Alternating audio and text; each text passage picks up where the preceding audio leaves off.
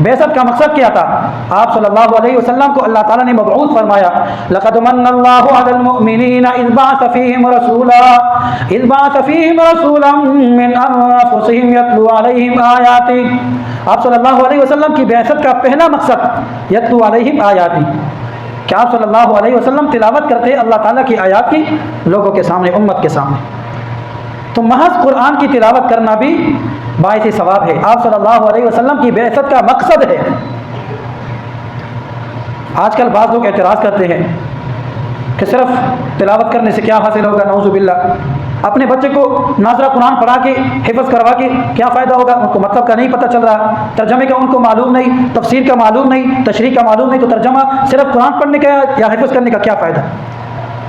اصل میں یہ وہی الفاظ ہے جو نبی کریم صلی اللہ علیہ وسلم نے فرمایا تھا۔ نبی کریم صلی اللہ علیہ وسلم نے فرمایا کہ اے میرے صحابہ، دلوں کو بھی زنگ لگ جاتا ہے۔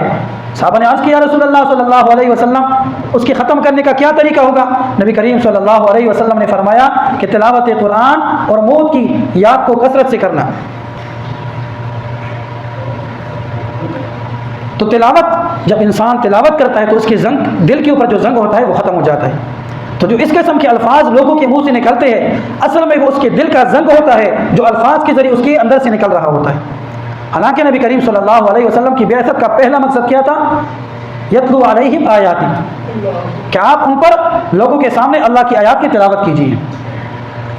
نبی کریم صلی اللہ علیہ وسلم نے فرمایا کہ جو شخص قرآن کا ایک حرف پڑھتا ہے اس پر 10 نیکی کیا ہے، اور پھر فرمایا، مثال کے ذریعے سمجھایا کہ الف لام میم یہ ایک حرف نہیں ہے بلکہ یہ 3 حروف ہے، الف لام میم۔ تو جو شخص الف لام میم پڑھے گا اللہ تعالیٰ اس کو 10 نیکی عطا فرمائیں گے۔ حالانکہ الف لام میم کا ترجمہ کسی کو معلوم ہے؟ نہیں معلوم ہے۔ ہمارے جتنے بھی مفسرین ہیں وہ فرماتے ہیں اس کے ترجمے میں کہ اللہ اعلم بمرادی بذالک، کہ اس کا مطلب اللہ ہی کو معلوم ہے، کسی کو معلوم نہیں۔ تو اس لیے قرآن کی محض تلاوت کرنا یہ برکت و ثواب سے خالی نہیں۔ لیکن میرے بھائیو، قرآن کی تلاوت کرنا صرف مخصوص ایام میں نہیں، روزانہ کی بنیاد پر کرنی چاہیے۔ تلاوت قرآن کا مقصد یہ نہیں ہے کہ ہم جب 40واں ہو، ختمہ ہو، کسی کی اثار ثواب کے لیے پڑھا جا رہا ہو، یا ہمیں کوئی ضرورت پڑے یا صرف یاسین کی تلاوت کرے اپنی ضرورت کے لیے، گھر میں ختم کروائے یا رمضان میں ہم تلاوت کریں، یہ بعثت کا مقصد ہرگز نہیں۔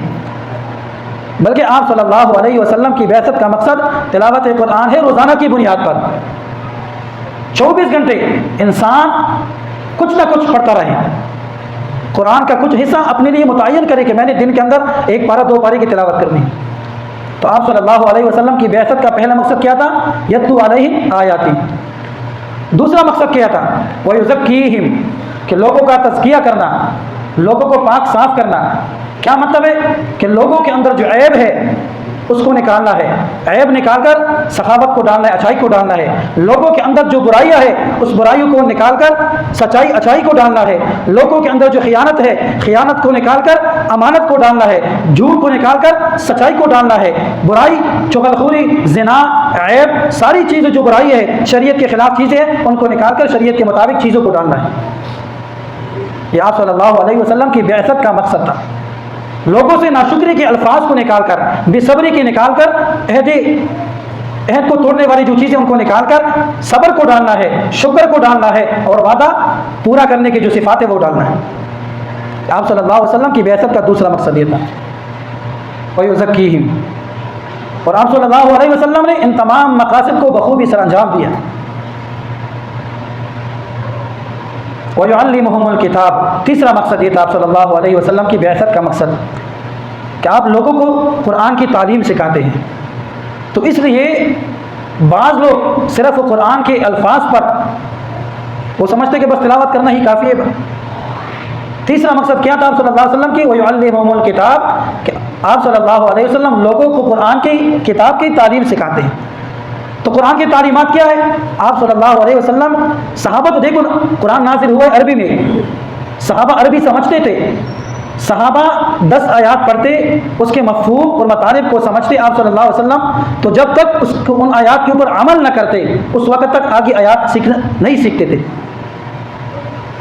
تو قرآن کی تعلیم، قرآن کی آیات، قرآن کی تلاوت کا مقصد کیا ہے؟ کہ اس کے اندر جو اللہ تعالیٰ نے احکامات جو نازل فرمائے ہیں ان پر عمل کرنا ہے، جن نواہی کا ذکر ہے ان منہیات سے روکنا ہے۔ اصل مقصد یہ ہے۔ اگر صرف قرآن کی بعثت کا مقصد، قرآن کی نزول کا مقصد قرآن کی تلاوت ہوتی تو صحابہ تو عربی سمجھتے تھے، تلاوت کرتے بس چلے جاتے، ایک دن میں پورا قرآن سن کر خاموشی سے بیٹھ جاتے، حالانکہ اس طرح نہیں ہے۔ ان تمام چیزوں کو سمجھنا ہے جن کو 5 بنیادی اصولوں میں نبی کریم صلی اللہ علیہ وسلم نے بند فرمایا: ایمانیات، عبادات، معاملات، معاشرت، اخلاقیات، کہ اس قرآن کے اندر جن چیزوں پر ایمان لانا ضروری ہے، اللہ پر ایمان لانا، فرشتوں پر ایمان لانا، انبیاء پر ایمان لانا، کتابوں پر ایمان لانا، قبر کے عذاب پر ایمان لانا، اور شر اور خیر کی تقدیر پر ایمان لانا، جن پر ایمان لانا ضروری ہے ان پر ایمان لانا۔ اور جو عبادات ہے قرآن مجید میں واقعی الصلاۃ، نماز قائم کرو، تو اتنے مفہوم کو تو صحابہ سمجھتے تھے، اس کی تشریح کس نے کی ہے، تفسیر کس نے کی ہے؟ نبی کریم صلی اللہ علیہ وسلم کے حدیث مبارکہ سے ثابت ہے، آپ صلی اللہ علیہ وسلم کی زندگی سے ثابت ہے، آپ صلی اللہ علیہ وسلم نے اس کی تشریح، مفہوم و مطالب بیان فرمائی ہے، تو ہم نے اس کو سمجھنا ہے۔ قرآن میں تو مطلقاً ذکر ہے واقعی الصلاۃ، نماز قائم کرو، نماز کس طرح قائم کرے، کتنی رکعت ہے، کتنے نمازیں ہیں، طریقہ کار کیا ہے، فرائض کیا ہے، واجبات کیا ہے، مکروہات کیا ہے، مفسدات کیا ہے، وہ ہم نے سمجھنا ہے نبی کریم صلی اللہ علیہ وسلم کی حدیث مبارکہ سے۔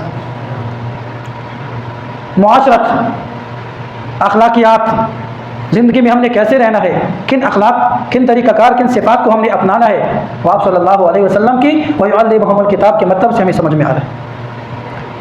بعض لوگ صرف عبادات کو پکڑ لیتے ہیں، باقی 4 چیزوں کو بھول جاتے ہیں، اور بعض لوگ صرف اخلاقیات کو پکڑتے ہیں، کفار کے اخلاق اچھے ہوتے ہیں، ایمانیات نہیں، عبادات نہیں۔ آپ صلی اللہ علیہ وسلم کی بعثت ان 5 بنیادی اصولوں کے اندر مبنی ہے۔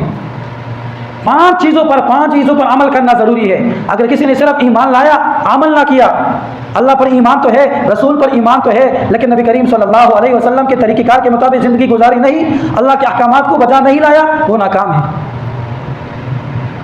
اگر کسی نے عبادت تو کیا لیکن اللہ پر ایمان نہیں لایا، وہ بھی ناکام ہے۔ کسی شخص نے اخلاق کو اپنایا، اچھے اخلاق اس نے اپنائے، ایمان نہیں، عبادات نہیں، معاشرت نہیں، وہ ناکام ہے۔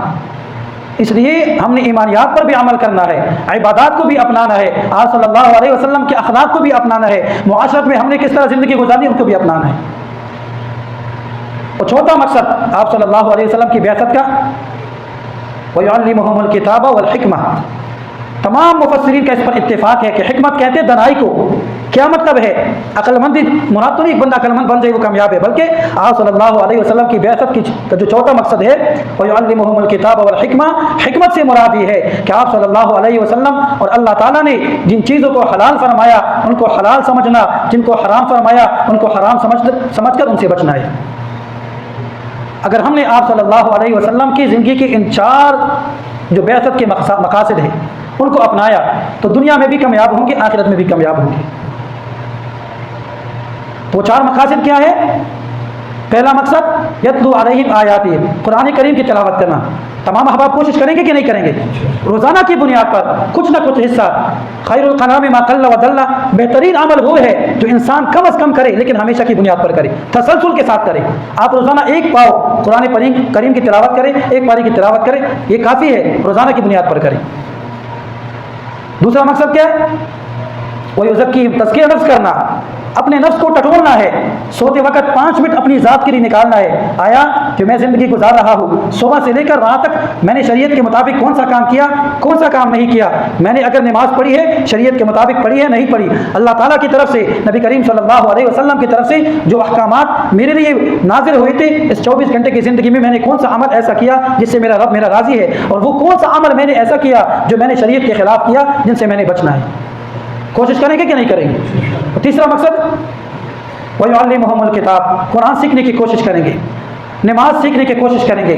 نماز کے فرائض کیا ہے، واجبات کیا ہے، مکروہات کیا ہے، مفسدات کیا ہے۔ کم از کم اگر ہماری نماز شریعت کے مطابق ہو جائے تو چونکہ قیامت والے دن سب سے پہلے حساب کتاب کس کے بارے میں ہوگا؟ نماز کے بارے میں سوال ہوگا، تو جس کی نماز کامل اس کے باقی اعمال بھی کامل۔ تو ہم روزانہ کی بنیاد پر کم از کم 1-2 مسئلے نماز کے بارے میں سیکھنے کی کوشش کریں، اور 5 وقت کی نماز باجماعت ادا کرنے کی کوشش کریں۔ یہ باقی نمازوں میں کہاں لوگ چلے جاتے ہیں؟ کیا نماز ایک ہی نازل ہوئی ہمارے لیے جمعے والے دن یا عیدین کی؟ اگر انسان کو ایک نماز کی قضا کے بارے میں جس کو وہ بعد میں ادا کرتا ہے کتنا گناہ ملتا ہے وہ پتہ چل جائے تو ساری زندگی اس کی کبھی نماز نہ چھوٹے۔ والحکمہ، اور چوتھا جو آپ صلی اللہ علیہ وسلم کی بعثت کا مقصد ہے اس کو بھی ہم نے اپنانا ہے کہ آپ صلی اللہ علیہ وسلم اللہ تعالیٰ کی طرف سے جو چیزیں ہمارے لیے حلال ہے ہم نے ان کو کرنا ہے، اور جو چیزیں حرام ہے ہم نے ان سے بچنا ہے، چاہے وہ کسی بھی حوالے سے تعلق رکھتا ہو، اس کا تعلق مال کے ساتھ ہو، جان کے ساتھ ہو، ذات کے ساتھ ہو، پیسے کے ساتھ تعلق ہو، کھانے کے ساتھ تعلق ہو، پینے کے ساتھ تعلق ہو، کوشش کرنے کے تمام احباب اللہ تعالیٰ ہم سب کو ان تمام باتوں پر عمل کرنے کی توفیق نصیب فرمائے۔ وآخر دعوانا الحمدللہ رب العالمین۔